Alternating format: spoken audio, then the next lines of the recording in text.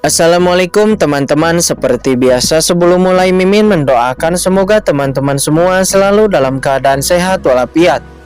Oke, kali ini kita akan melanjutkan Martial Master versi novel bagian 410. Bagi yang baru bergabung, selamat bergabung. Dan bagi yang belum subscribe, subscribe dulu lah agar Mimin tambah semangat lagi nih bikin videonya. Oke, kalau sudah kita langsung masuk ke isi ceritanya.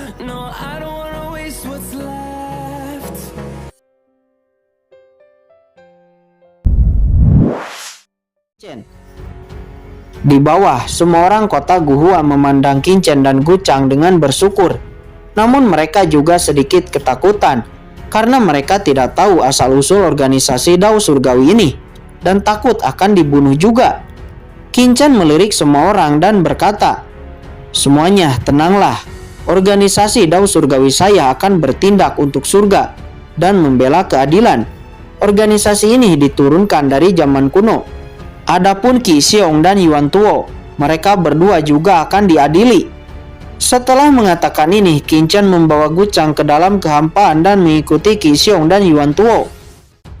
Setelah Qingchen dan Guchang pergi, ada suara satu demi satu dari seluruh kota Guhua. Banyak orang berbicara dengan semangat. Organisasi Dao Surgawi sebenarnya adalah organisasi tersembunyi yang diwarisi dari zaman kuno.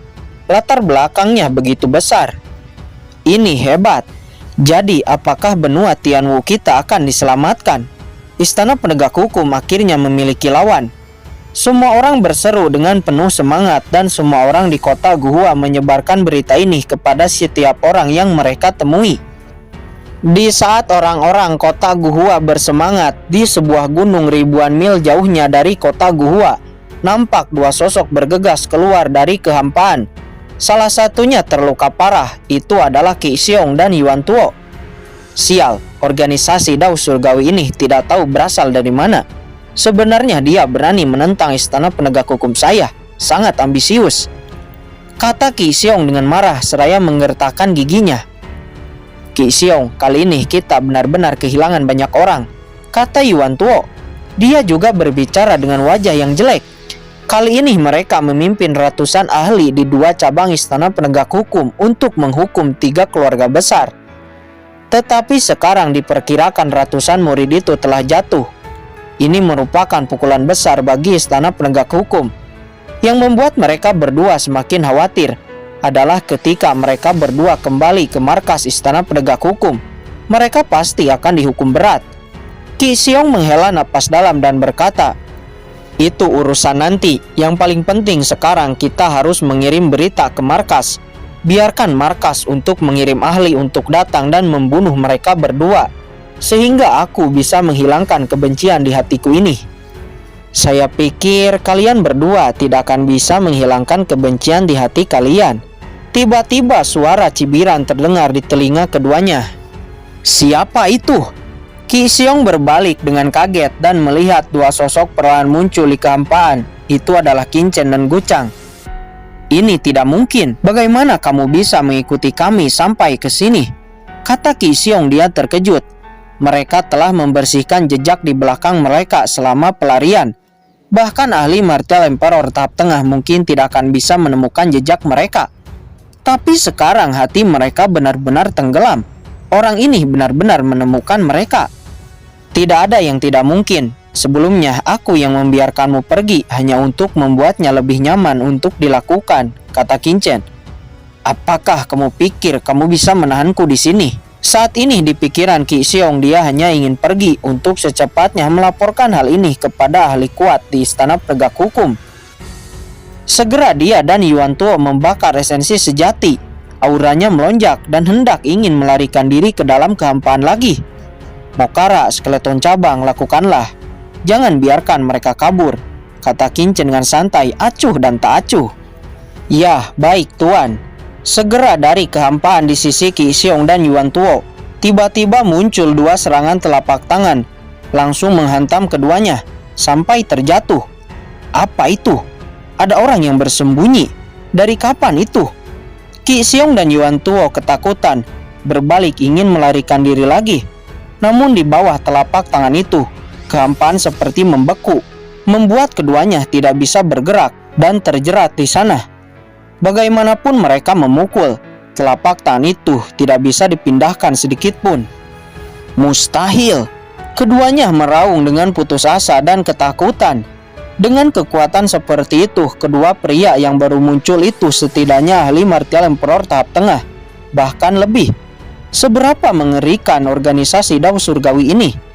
Keduanya pusing menerima tekanan dari Mokara dan skeleton cabang dan akhirnya pingsan. Pergi, ayo masuk ke dalam cakram Gyo Qiankun. Qin-Chen melambaikan tangan. Dengan kendalinya, semua orang langsung memasuki cakram Gyo Qiankun. Hei, bangun, bangun! Sebuah suara terdengar di telinga Qi Xiong dan Yuan Tuo. Sesaat kemudian mereka berdua langsung terbangun dari pingsannya. Di mana ini? Qi Xiong memandang sekeliling dan hanya menemukan dunia kosong dengan warna serba putih.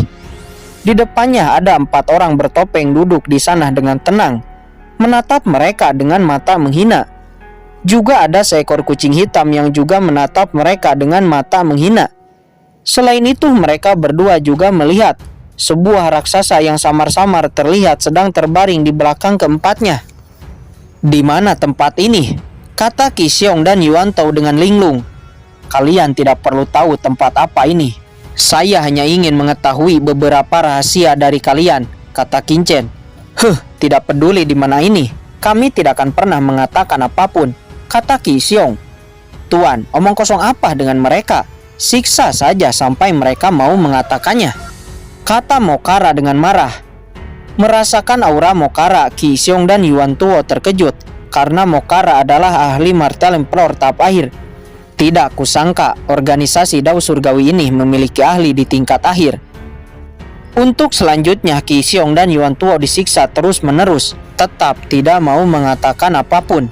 Qin-Chen sangat kesal jika keduanya tidak memiliki sebuah pembatas jiwa di tubuhnya. Mungkin Qin-Chen telah lama memperbudak keduanya. Tapi Qin-Chen sudah memeriksanya bahwa ada sebuah pembatas jiwa yang sangat rumit yang ditanam pada keduanya. Jika pembatas jiwa ini aktif, mungkin jiwa Qi Xiong dan Yuan Tuo akan langsung dihancurkan dan mati.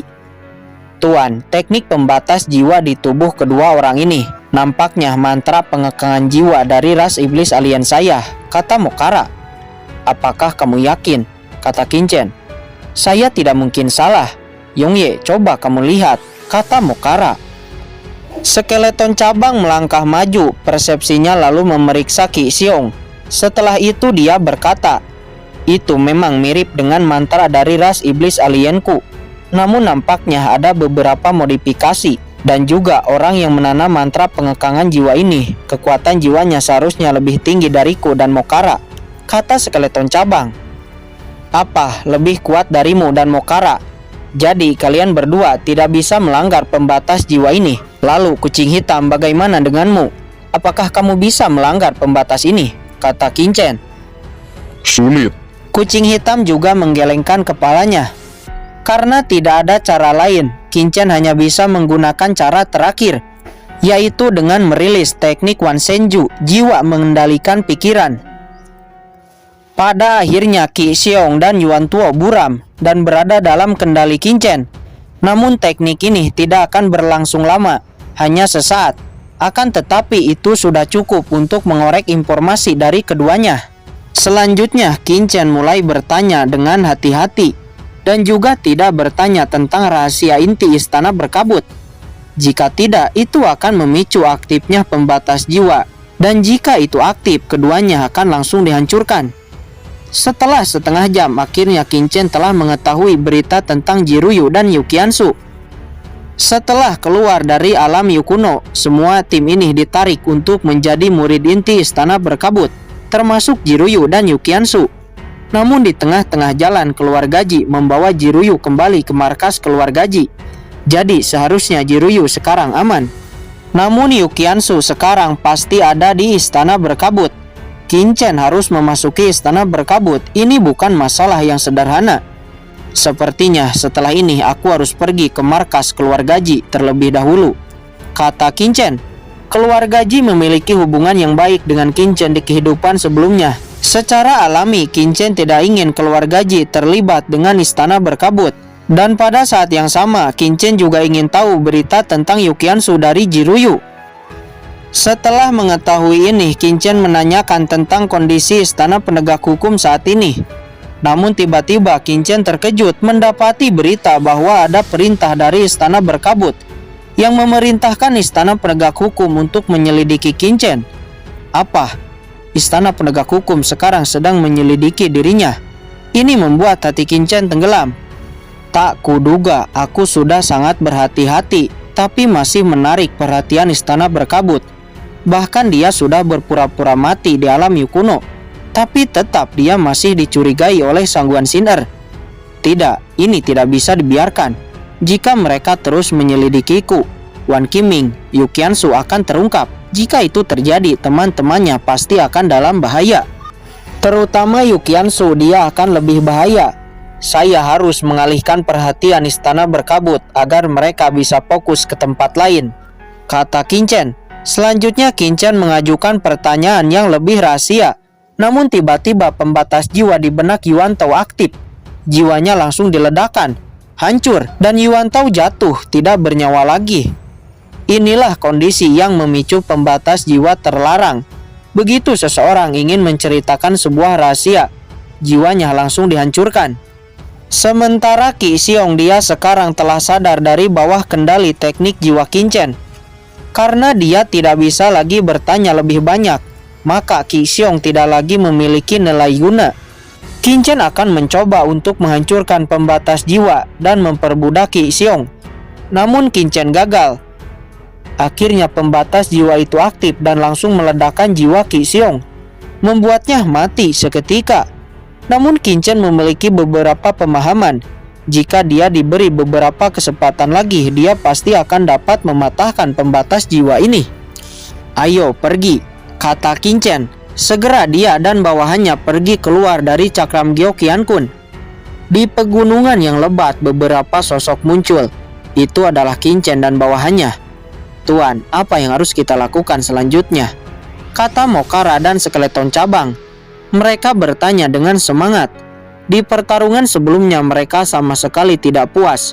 Butuh pertarungan yang lebih ekstrim lagi.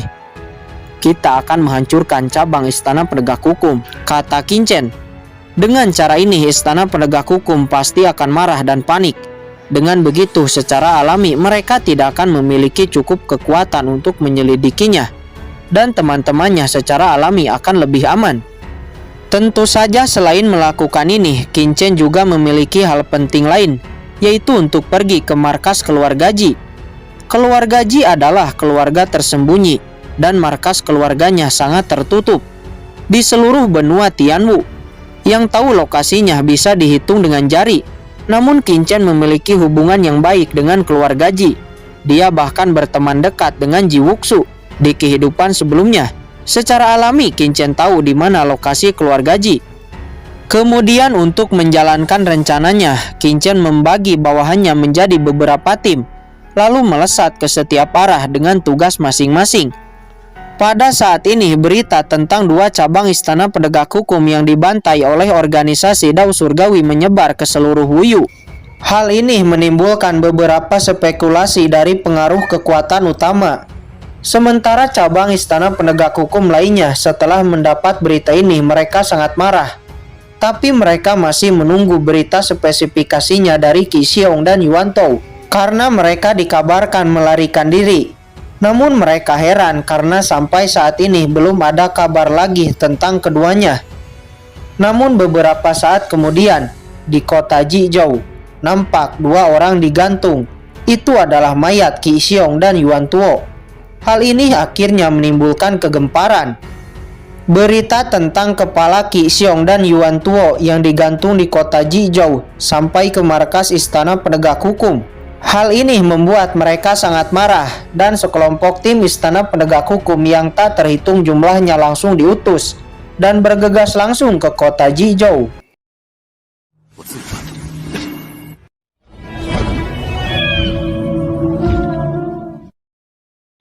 Oke guys, sudah dulu ya. Jangan lupa subrek biar lanjut terus ceritanya.